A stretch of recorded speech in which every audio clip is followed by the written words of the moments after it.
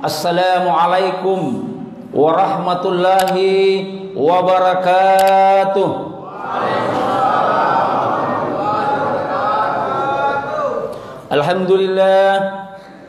Alhamdulillahilladzi ahyana ba'da ma amatana wa ilaihin nusur. Wassalatu wassalamu ala asrafil anbiya'i wal mursalin, sayyidul mursalin, imamul muttaqin, Muhammad bin Abdillah la nabiyya ba'dah, wa ala alihi wa ashabihi wa man tabi'ahum bi ihsanin ila yaumiddin. Rabbi shrah li sadri wa yassir li amri waqlul 'uqdatam min lisani yafqahu qawli. Yang saya hormati dan saya muliakan pengurus dan jemaah Masjid Al-Mu'awanah, yang saya hormati dan saya muliakan para ustaz, para dai, tokoh agama yang sempat hadir di subuh hari ini, dan lebih khusus yang saya hormati dan saya banggakan saudara-saudara saya, members komunitas pejuang subuh Kabupaten Bulukumba yang sempat hadir pada subuh hari ini, yang insya Allah kita semua dimuliakan dan dirahmati oleh Allah Subhanahu wa ta'ala. Bersyukur kepada Allah Subhanahu wa ta'ala dengan mengucapkan Alhamdulillahi Rabbil Alamin. Bersalawat kepada baginda Rasulullah Muhammad sallallahu alaihi wasallam dengan mengucapkan Allahumma salli ala Sayyidina Muhammad wa ala ali Sayyidina Muhammad. Seluruh yang hadir yang insya Allah sama-sama dimuliakan dan dirahmati oleh Allah Subhanahu wa ta'ala. Alhamdulillah, kita semua yang hadir pada subuh hari ini adalah orang-orang yang diberikan hidayah oleh Allah Subhanahu wa ta'ala. Betapa tidak banyak saudara-saudara kita yang sampai saat ini, detik ini masih terlelap dalam mimpi indahnya. Namun kita semua ini adalah orang-orang yang mampu menaklukkan jeratan-jeratan syaitan yang terikat di leher atau di tengkuk kita. Kemudian kita terbangun, kemudian bersuci dan berjalan ke rumah Allah ini, menaklukkan gelapnya malam, menaklukkan dinginnya subuh. Tapi ketahuilah saudaraku, ada kabar gembira buat kita semua yang senantiasa berjalan dalam kegelapan malam menuju masjid-masjid Allah. Sebagaimana hadis Rasulullah SAW yang diriwayatkan oleh Imam Abu Daud dan At-Tirmizi, Basyirul masa'ina fid dulami ilal masajid bin nuri tami yaumal qiyamah. Berilah kabar gembira kepada orang-orang yang berjalan dalam kegelapan malam menuju salah satu masjid Allah untuk menunaikan kewajibannya, maka nanti di hari kemudian dia akan diberikan atau mendapatkan cahaya yang sempurna di hari kiamat. Mudah-mudahan kita semua yang hadir di subuh hari ini termasuk orang-orang yang akan mendapatkan cahaya yang sempurna di hari kiamat nanti tatkala kita menghadap kepada Allah Subhanahu wa ta'ala. Seluruh yang hadir yang insya Allah sama-sama dimuliakan dan dirahmati oleh Allah Subhanahu wa ta'ala. Insya Allah tema tausiah kita pada subuh hari ini, apa yang menghalangimu untuk salat berjamaah di masjid? 6.666 ayat yang terdapat di dalam kitab suci Al-Quran. 1.000 ayat berisi tentang perintah-perintah Allah. 1.000 ayat berisi tentang larangan-larangan Allah. 1.000 ayat berisi tentang janji-janji Allah. 1.000 ayat berisi tentang ancaman. 1.000 ayat berisi tentang kisah-kisah. 1.000 ayat berisi tentang ibrah dan tamsil. 500 ayat berisi tentang halal dan haram. 100 ayat berisi tentang nas dan mansuh, dan 66 ayat berisi tentang doa, zikir dan istighfar. Di antara 1.000 ayat yang berisi dengan perintah, di antara perintah-perintah tersebut adalah perintah puasa, perintah sedekah, perintah berhaji, dan banyak lagi perintah lainnya. namun kesemua perintah itu diterima oleh Rasulullah Muhammad SAW melalui perantaraan wahyu malaikat Jibril. Namun ada suatu perintah yang begitu mulia, perintah tersebut di mana Rasulullah Muhammad SAW yang diundang langsung oleh Allah Subhanahu wa taala untuk menerima perintah ini. Apakah perintah itu? Yaitu perintah salat. Perintah salat 5 kali sehari semalam buat kita umatnya Rasulullah SAW, umat yang mengaku beragama Islam.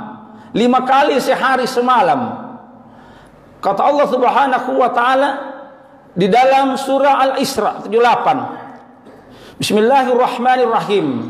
Aqimis salata lidulukis syamsi ila ghasaqil lail wa qur'anal fajri inna qur'anal fajri kana mashhuda. Dan dirikanlah salat setelah matahari tergelincir, yaitu salat duhur dan salat asar, sampai masuk gelapnya malam, yaitu salat maghrib dan salat isya. Dan dirikanlah pula salat subuh, karena sesungguhnya salat subuh itu dipersaksikan oleh malaikat-malaikat Allah.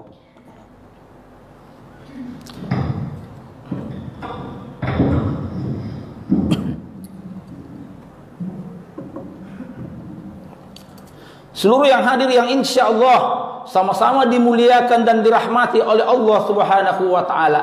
Saking mulianya perintah ini karena Rasulullah SAW yang langsung diundang Allah Subhanahu wa taala untuk menerima perintah salat yang dimaksud.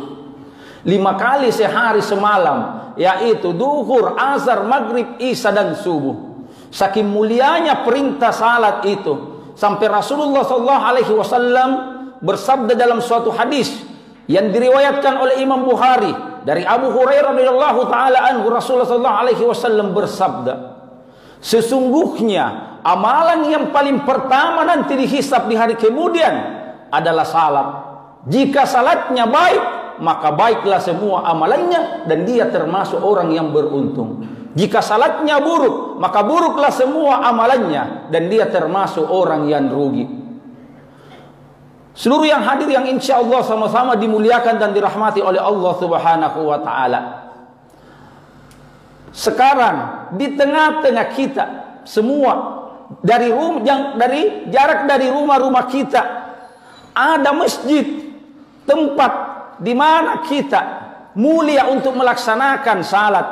Karena kata Rasulullah SAW dalam satu hadis yang diriwayatkan oleh Imam Bukhari dan Muslim dari Abdullah bin Umar, salatul jama'ati tabdalu salatul fassi bi 27 darajah, bahwa salat berjamaah itu lebih abdal, lebih baik, lebih mulia dibanding dengan salat sendiri. 27 derajat kebaikan dibanding dengan salat sendiri. Hanya mendapatkan 1 derajat kebaikan, sementara 1 derajat kebaikan ke derajat berikutnya dari 1 ke 2. Kata Rasulullah SAW dalam satu hadis yang diriwayatkan oleh Ibnu Abbas radhiyallahu taala anhuma, jarak antara 1 derajat ke 2 derajat yaitu 500 tahun perjalanan.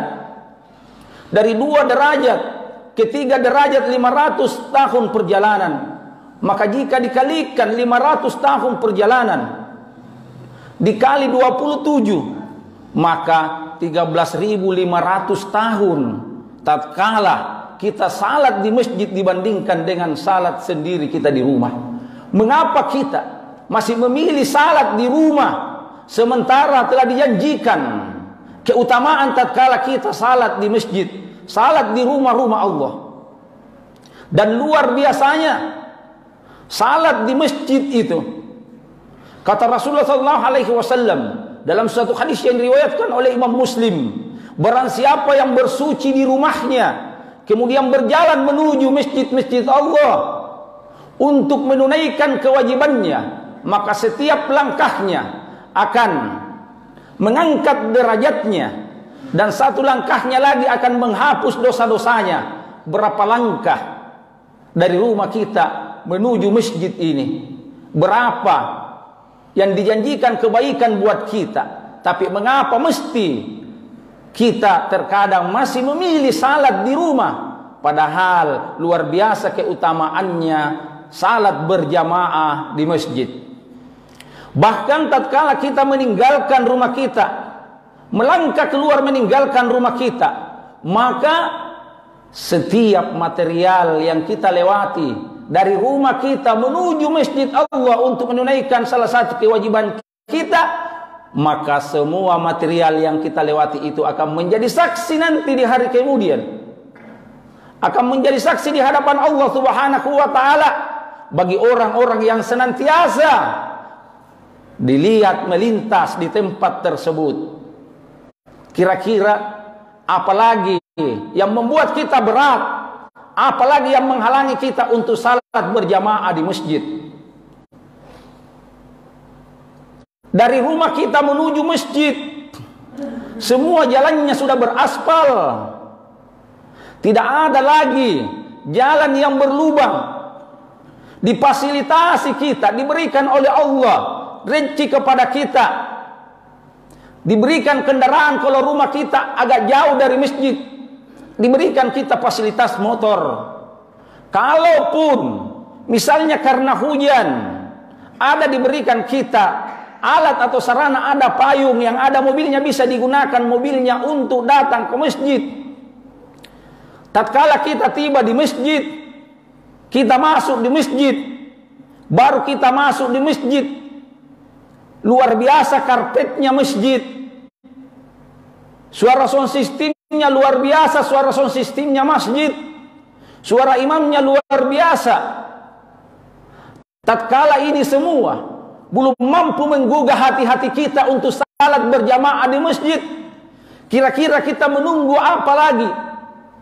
Apakah kita mesti menunggu nanti jasad kita yang diusung ke masjid untuk disalati? Maka tatkala kita masih diberikan umur yang panjang oleh Allah Subhanahu wa taala, jangan pernah kita menyia-nyiakan waktu tersebut. Tatkala telinga ini masih mampu mendengar, kaki ini masih mampu melangkah, langkahkan kaki kita tatkala kita mendengarkan seruan azan dari masjid-masjid Allah. Karena ketahuilah saudaraku, ada suatu masa, ada suatu ketika di mana telinga mampu mendengar, namun kaki tak mampu lagi melangkah untuk datang ke masjid. Betapa banyak saudara kita yang sekarang terbaring di rumah sakit, telinganya mampu mendengarkan seruan azan dari masjid-masjid Allah melalui sela-sela jendelanya, melalui sela-sela ventilasi yang ada di kamarnya. Telinganya mampu mendengar, namun kakinya tak mampu lagi melangkah untuk datang ke masjid. Sangat luar biasa kemauannya untuk datang ke masjid, tapi apa daya, kaki ini tak mampu melangkah walaupun telinga masih mampu mendengar seruan azan. Maka tatkala kita masih diberikan peluang kesehatan, telinga masih mampu mendengar, kaki masih mampu melangkah untuk datang ke masjid, mari jangan pernah kita menunda-nunda untuk datang ke masjid, karena malaikat maut tidak pernah menunda tatkala tiba masa, tiba ajal kita. Seluruh yang hadir yang insya Allah sama-sama dimuliakan dan dirahmati oleh Allah Subhanahu wa taala.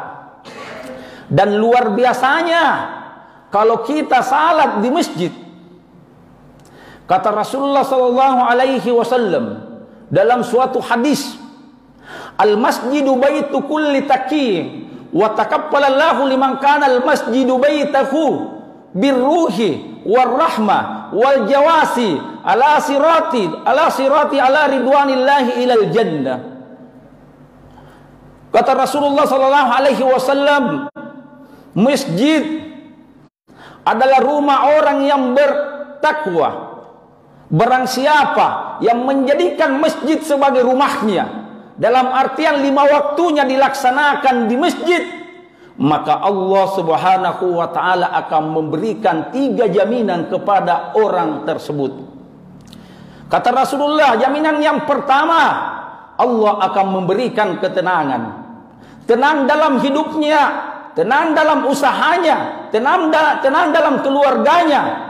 Tatkala Allah memberikan jaminan ketenangan kepada kita, kira-kira apa lagi yang kita ragukan? Yang kedua, kata Rasulullah, jaminan yang akan diberikan oleh Allah yaitu jaminan rahmah. Allah akan menjamin kasih sayangnya kepada kita. Tatkala Allah telah menjamin kasih sayang kepada kita, tentunya tidak ada lagi yang terasa berat dalam kehidupan ini, karena tentunya kasih sayang Allah senantiasa tercurah kepada kita. Dan jaminan yang ketiga, kata Rasulullah, bagi orang yang senantiasa salat berjamaah di masjid, yang menjadikan rumahnya masjid ini sebagai rumahnya, yaitu Allah Subhanahu wa taala kelak nanti di hari kemudian akan memberikan kemudahan dan kelancaran tatkala dia nanti berjalan di atas siratal mustaqim menuju surganya Allah Subhanahu wa taala. Seluruh yang hadir yang insya Allah sama-sama dimuliakan dan dirahmati oleh Allah Subhanahu wa taala, mari kita senantiasa makmurkan masjid-masjid yang ada di sekitar rumah kita. Tatkala kita mendengarkan seruan azan, maka mari kita segera menjemput, mendatangi suara azan itu. Untuk apa? Untuk menunaikan dan melaksanakan kewajiban kita. Kata Rasulullah SAW dalam suatu hadis yang diriwayatkan oleh Imam Ibnu Majah,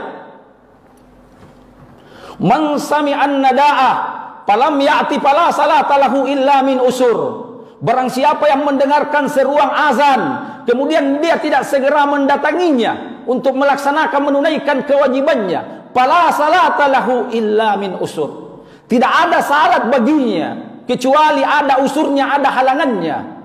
Para ahli tafsir dan ulama menafsirkan tidak ada salat baginya, yaitu tidak sempurna salatnya. Mengapa? Karena kita telah dijanjikan keutamaan kemuliaan yang cukup besar. Kenapa mesti kita masih memilih dengan satu kebaikan, satu derajat kebaikan, sementara Rasulullah SAW telah menjanjikan kita 27 derajat kebaikan.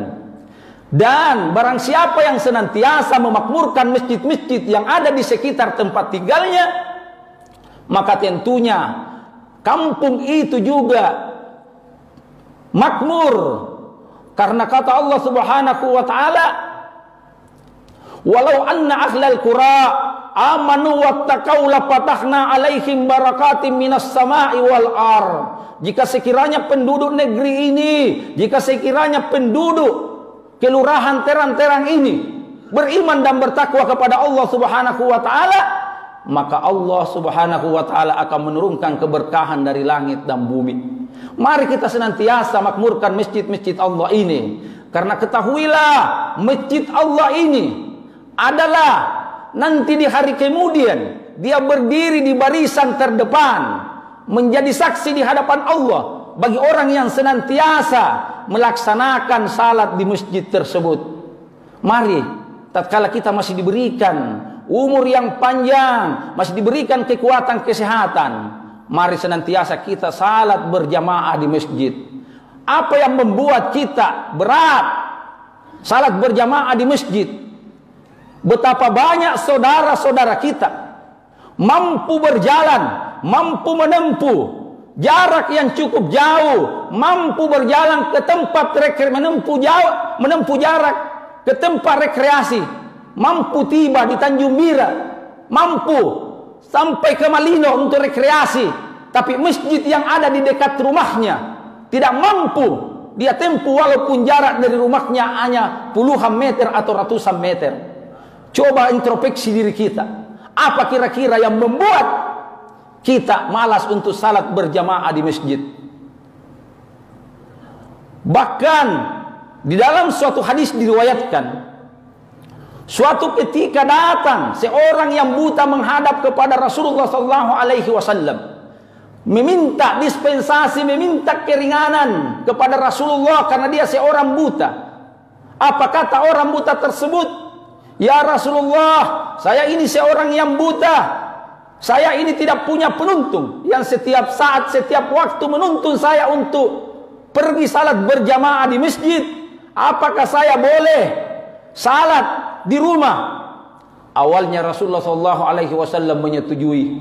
Namun turun wahyu. Apa kata Rasulullah kepada orang buta tersebut yang tak lain adalah Abdullah bin Ummi Maktum. Wahai Abdullah bin Ummi Maktum, apakah engkau mendengarkan seruang azan dari masjid? Maka apa kata Abdullah bin Ummi Maktum? Saya mendengar ya Rasulullah. Maka apa kata Rasulullah? Tatkala engkau mendengarkan seruang azan dari masjid, maka salat berjamaahlah di masjid. Seorang yang buta saja masih dianjurkan, diharuskan untuk salat berjamaah di masjid. Bagaimana dengan kita ini yang masih diberikan kesempurnaan oleh Allah Subhanahu wa taala, mampu menatap jalan untuk menuju masjid, tapi terkadang kita dibutakan oleh syaitan, tidak mampu mendapati atau sampai ke masjid. Sementara di tempat-tempat maksiat, tempat salah dan dosa, kita mampu menempuh walaupun dengan jarak yang cukup jauh. Seluruh yang hadir, yang insya Allah sama-sama dimuliakan dan dirahmati oleh Allah Subhanahu wa taala. Siapakah yang dianjurkan untuk salat berjamaah di masjid? Yaitu tetangga masjid. Siapakah tetangga masjid? Suatu ketika seorang sahabat bertanya kepada Ali bin Abi Thalib radhiyallahu taala anhu, "Wahai Ali, siapakah yang dimaksud dengan tetangga masjid yang harus dianjurkan untuk salat berjamaah di masjid?" Maka apa kata Ali? Yang dimaksud dengan tetangga masjid adalah orang yang mendengarkan seruang azan dari masjid ke rumahnya. Itulah yang dimaksud dengan tetangga masjid. Pertanyaannya, masih adakah kita di Kabupaten Bulukumba secara umum yang tidak mendengarkan seruang azan dari masjid ke rumahnya? Kalau kita masih mendengarkan seruang azan dari masjid ke rumah kita, mari kita senantiasa salat berjamaah di masjid.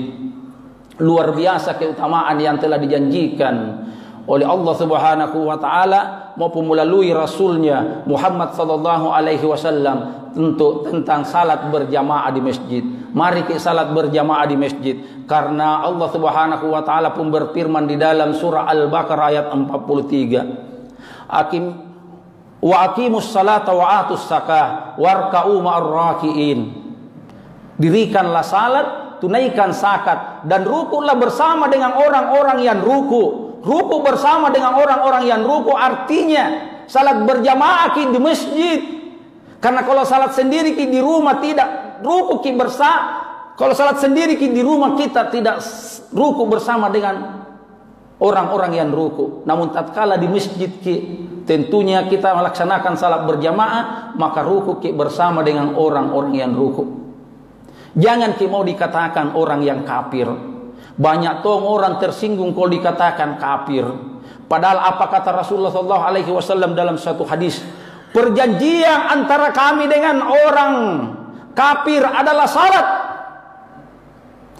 Dan barang siapa yang meninggalkan salat, maka dia telah kafir. Mari kita senantiasa salat berjamaah di masjid. Mari kita makmurkan masjid-masjid Allah ini. Karena nanti di hari kemudian digambarkan oleh Allah Subhanahu wa taala di dalam surah Al-Mudaththir 42-43. Ditanyakan para penghuni neraka oleh penghuni surga, apa yang menyebabkan engkau masuk ke dalam neraka? Ma salakakum fi sakar? Apa yang menyebabkan engkau masuk ke dalam sakar?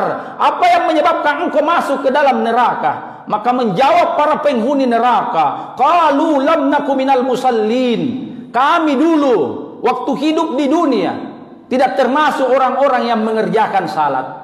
Maka melalui kesempatan subuh hari ini, tidak bosan-bosannya saya menghimbau kepada saudara-saudaraku dan mengajak, mari tatkala kita mendengarkan seruang azan, mari segera mempersiapkan diri kita.